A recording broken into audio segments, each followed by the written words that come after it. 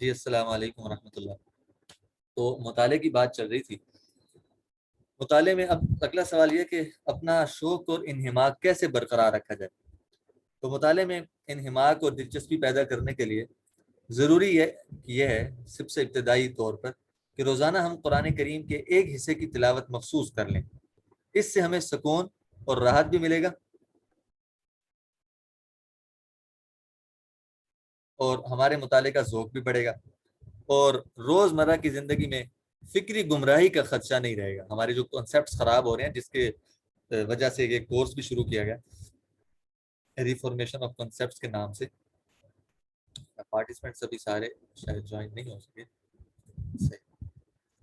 تو یہ ایک فائدہ ہوگا کہ ہم ابتدا جو کرنی ہے نا قرآن پاک کی تلاوت سے کریں۔ قرآن پاک کا مطالعہ، قرآن پاک کی تلاوت، اس کی تفسیر اور ترجمہ، اس سے ہم ابتدا کریں، اور اتنی ابتدا کریں جتنی ہم جاری رکھ سکیں۔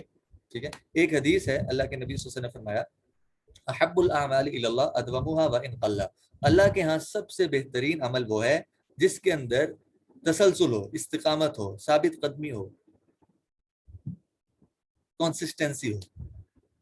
چاہے کم ہو، کوانٹٹی میں چاہے کم ہو، لیکن کوالٹی میٹر کرتی ہے۔ ٹھیک ہے، ایک رکوع اگر 3 یا 4 آیت ایک پیج قرآن پاک کا ترجمہ اور تفسیر کے ساتھ روزانہ پڑھیں، تاکہ اس کے ذریعے سے آپ کو مطالعے کا شوق پیدا ہو۔ اب اس وقت مختلف مفسرین کی تفسیریں ہمارے سامنے موجود ہیں قرآن پاک کی، ان کی مدد سے قرآنی پیغام کو سمجھنے کی بھی حتی المقدور کوشش کی جا سکتی ہے، اور کئی ترجمے بہت آسان ہر زبان کے اندر اب موجود ہیں، انگلش میں، اردو میں اور ٹرکش میں، کئی زبانیں اب تو الحمدللہ قرآن پاک کا ہر زبان میں ترجمہ موجود ہے، اور اردو کے اندر خاص طور پر بہت آسان ترجمے آ چکے ہیں، ان کو پڑھنے سے ہم اپنی عادت بنا سکتے ہیں۔ ہمارے لیے یعنی کتنی محرومی کی بات ہے کہ ہم اگر مختلف اور متنوع موضوعات پر مخلوق کے ہاتھوں لکھی ہوئی دنیا جہاں کی کتابوں کا مطالعہ کرتے رہیں، اور نور اور ہدایت کے سرچشمہ سردار کتب، ساری کتاب میں سب سے بہترین جو کتاب ہے، اس سے ہمارا رشتہ منقطع رہے، اور اگر پڑھتے بھی ہیں تو اسے سمجھنے کی کوشش نہیں کرتے ہیں، جبکہ خشک موضوعات اور ہر قسم کے مسائل کو سمجھنے اور ان کی مختلف قسم کو سلجھانے کے لیے ہم ہر وقت کوشاں رہتے ہیں۔ مثال کی سیاست میں دیکھ لیں۔ اس لیے ضروری ہے کہ ہم ابتدا قرآن کریم اور اس کی معتبر تفاسیر کو ہم وقت مطالعے میں رکھیں۔ مطالعہ کتب کے لیے ضروری ہے کہ اچھی اور کردار ساز کتابوں کا انتخاب کریں، کیونکہ اچھی کتابوں کا مطالعہ انسان کو مہذب اور شائستہ بناتا ہے، شخصیت میں نکھار اور وقار عطا کرتا ہے، اور کتابوں کی دنیا میں جہاں ایک طرف ہمارا سابقہ اعلیٰ اخلاق اور کردار اور بلند فکر اور خیال والی کتابوں سے ہوتا ہے، اسی طرح دوسری طرف بد کردار، متعفن اور جانبدار قسم کے لوگ بھی نظر آتے ہیں مصنفین کے اعتبار سے۔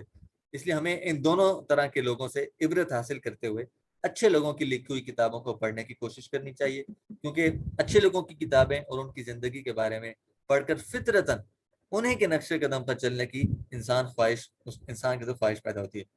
ابتدائی دور میں مطالعے کے لیے ایک رہنما، یہ بہت ضروری بات ہے کہ ابتدائی دور میں مطالعے کے لیے ایک رہنما اور گائیڈ کی ضرورت ہوتی ہے، خواہ وہ رہنما ہمارا کوئی استاد ہو یا کوئی لائق فائق ہمارا دوست ہو یا ساتھی ہو یا کوئی بھی جاننے والا ہو جس کو ہم سمجھتے ہو کہ ہم اس سے کتابوں کے اعتبار سے رہنمائی لے سکتے ہیں، تاکہ کتابوں کے معیار سے متعلق، سٹینڈرڈ سے متعلق وہ ہماری رہنمائی کرے کہ کون سی کتابیں پڑھنی ہمارے لیے مفید ہیں اور کون سی بے سود ہیں، کون سی کتابیں ہمارے اخلاق اور کردار کو سنوارنے میں معاون ثابت ہوں گی اور کون سی کتابیں ہمارے کردار پر منفی اثرات مرتب کر سکتی ہیں۔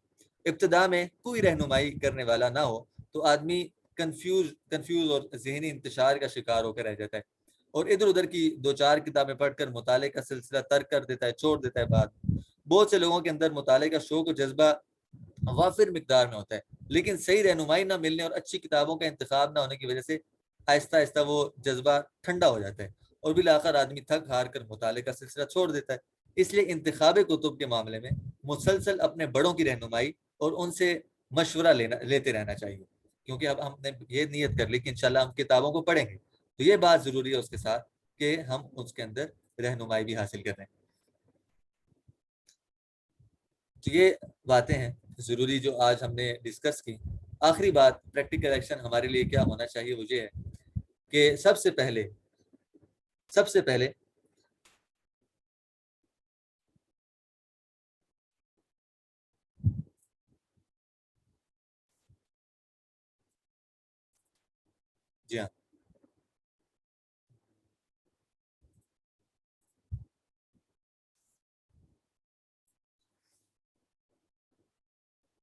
کیا تو پہلی چیز، 5 چیزیں ہیں عملی اقدام ہمارا کیا ہونا چاہیے پورے اس ٹاپک سے.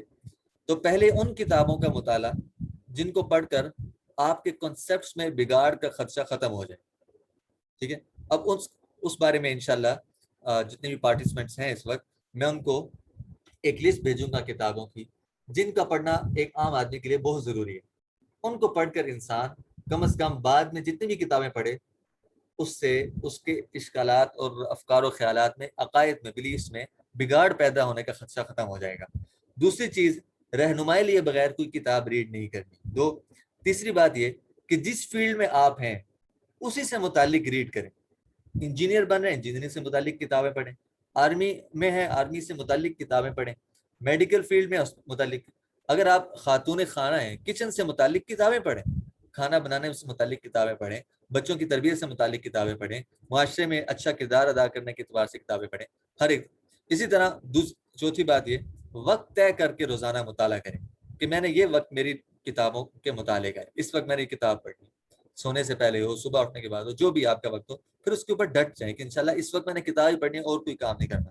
5ویں بات، ہر جگہ آپ کے ساتھ صحیح اور مفید کتاب موجود. جہاں بھی جا رہے ہیں کتاب کو ساتھ رکھیں. بس میں ہے، ساتھ کتاب پڑھیں.